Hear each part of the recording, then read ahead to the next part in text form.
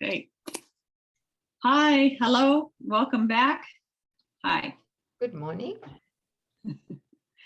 We're on lesson 256, and Sis has offered to read. I have? Yeah, remember? Oh, okay, here we go. And are we recording on the right screen and everything? I think so. Yeah? Yeah, there'll be a split screen view and a speaker view. Okay. Okay, we're good. Lesson 256, God is the only goal I have today.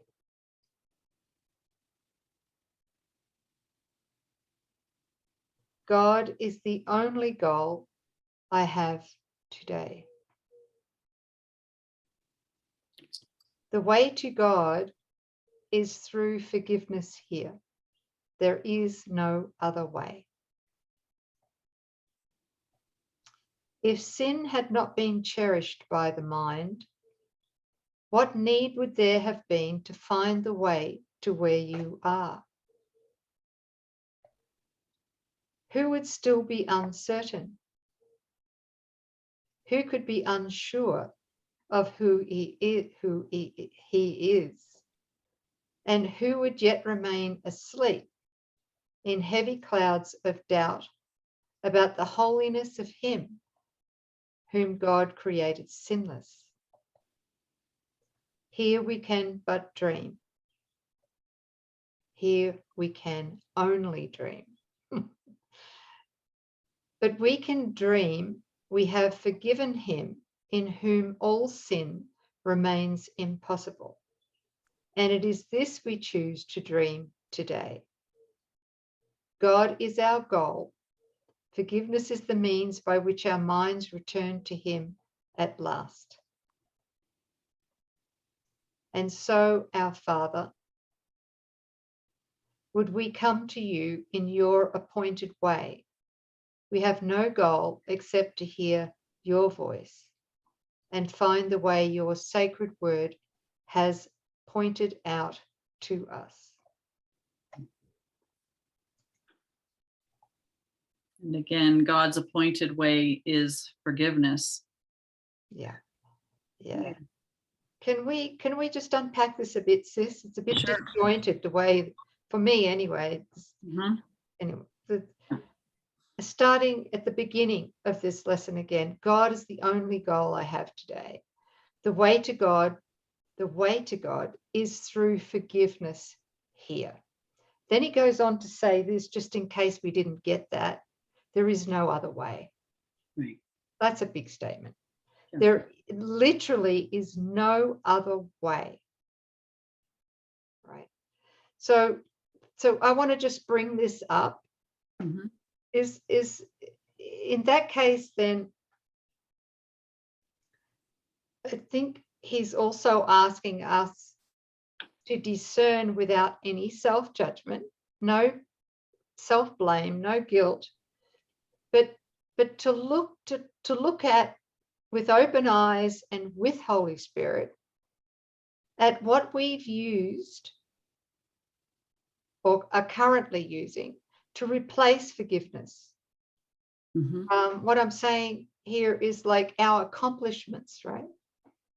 Our accomplishments, our pride, body-centered improvements that we make. And on the flip side of that is our like self-sabotage. All of the areas that we blame ourselves for, addictions, overeating, whatever it might be. Yeah. And these are all things that the ego is happy for us to do, is happy to encourage us to continue doing them. But the issue is, and this is from my own experience, is that we have to come to a place where we realize that all of this accomplishing, whatever it might be, negative or positive, is really just a replacement for forgiveness, because it's forgiveness that takes us all the way home. As he says here, there is no other way. Mhm. But through the ego and through the split mind, we're trying to do both. And, Right. and we tend to prioritize forgiveness last, believing that all of this accomplishing is actually getting us somewhere. Yeah. Right. Yes. Um, Forgiveness starts out as a concept as we learn about it, and then we practice it a little bit, but we're very convinced that there's a lot more in the world that calls for our attention, real things that we need to tend to. Forgiveness is not high on our priority. And yet that the more you begin to awaken and see how this world works, we come to this place of recognition that God is the only mind. God is the only life. Only what God created is. Nothing else is true, right? One is illusion and one is real. And so what do we want? And as we begin to recognize, okay, this is all a setup. I want the truth. I want to know my holiness. Well, there is a plan for that, but it's singular. And it's to forgive every single thing we thought we have done, our relationships, how we've used them, down to this first idea that we became separate from God as a body and took on a personality that we refer to as mythical me. That also needs to be forgiven. So there's plenty of forgiveness to do. But I like what you're saying, sis. I mean, we think, oh, I need to go defend myself against this real problem. And I have all these goals that I need to obtain, things that I still desire in the world because I think it's really going to bring me something. Eventually, we're all the prodigal son, and we all come to the same recognition that there is no payoff. You're not going to find peace and satisfaction, health, longevity, joy in the world or in your relationships. It's not there to find. You may be an excellent seeker, but it's not that you can't find what isn't there. So God is the only. God is the only. And so if we want to be alive in God, have life eternal, take our inheritance, there's one door through which we can enter in, and that is by forgiving what isn't. Thank you. Mm-hmm. Yeah.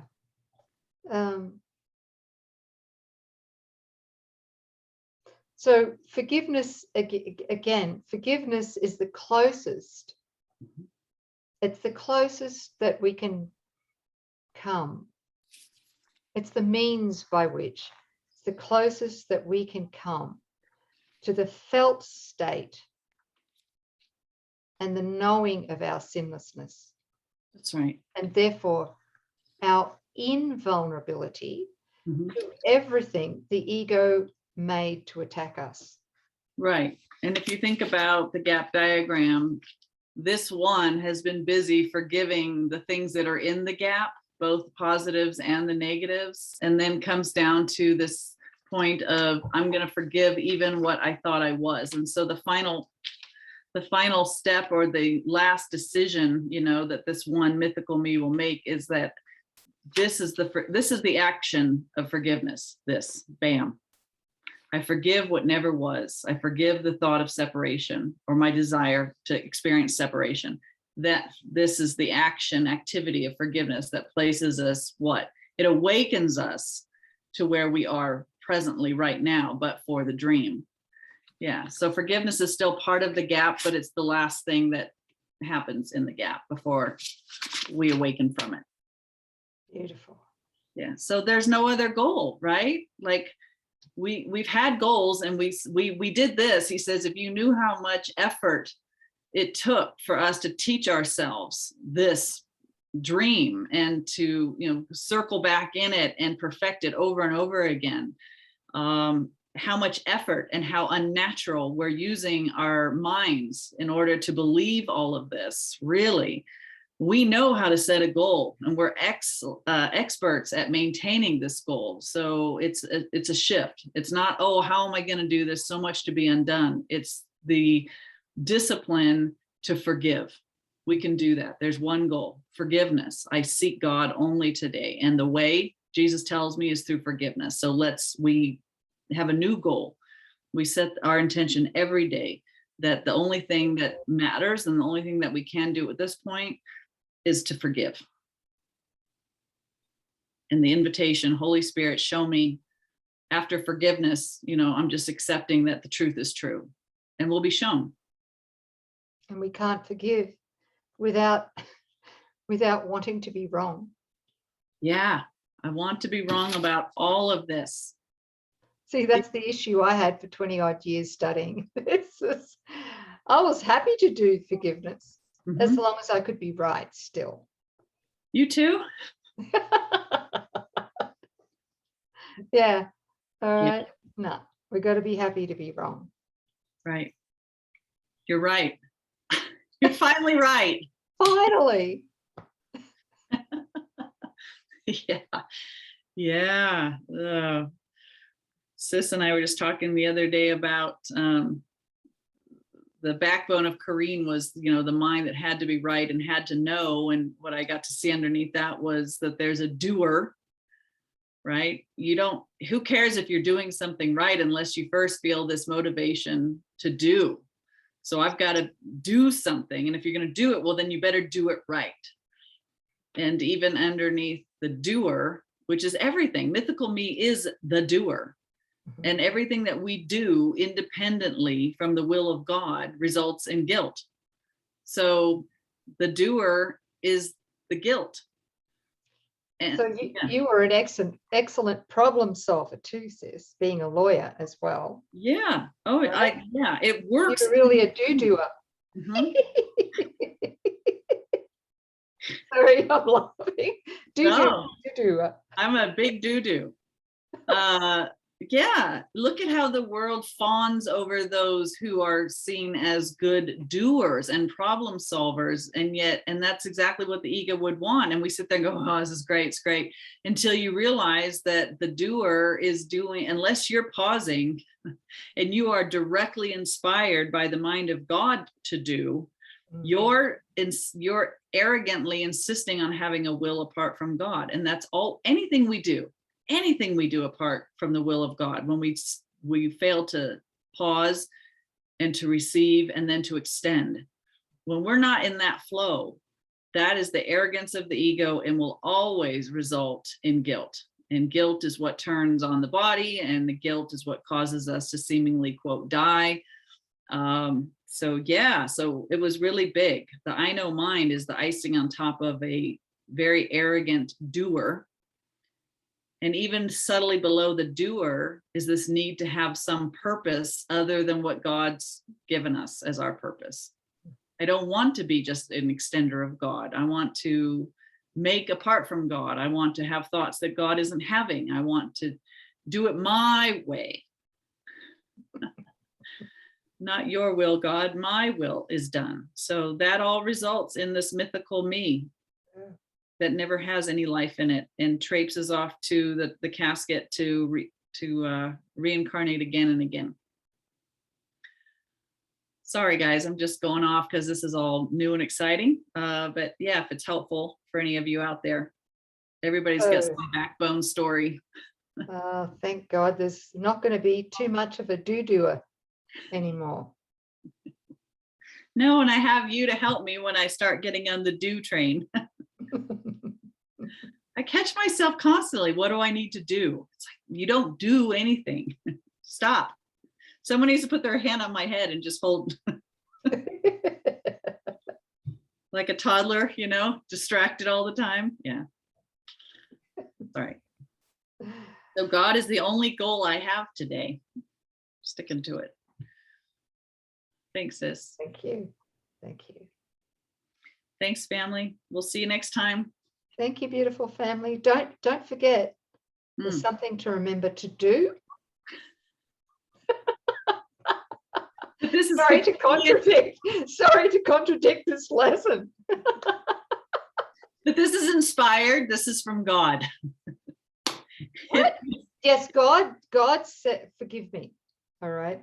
Yeah. But God said, please, if you really enjoyed this video, this lesson, hit the like button. And subscribe. And there was one more and I can't remember what it was. It's make a comment and share. Okay. Gee, you're good, sis. There's still a do-doer there. Yeah. So it's his will to get this message out. And if you are moved by your guidance that it would be helpful, please do that. Yeah. And if not, no harm, no foul, no judgment. Okay. Thank you. Thank you. Thank you. All right, now we'll Thank see you, beautiful family. We love you. Thank you. Thanks, sis. We do. Bye, guys. Bye.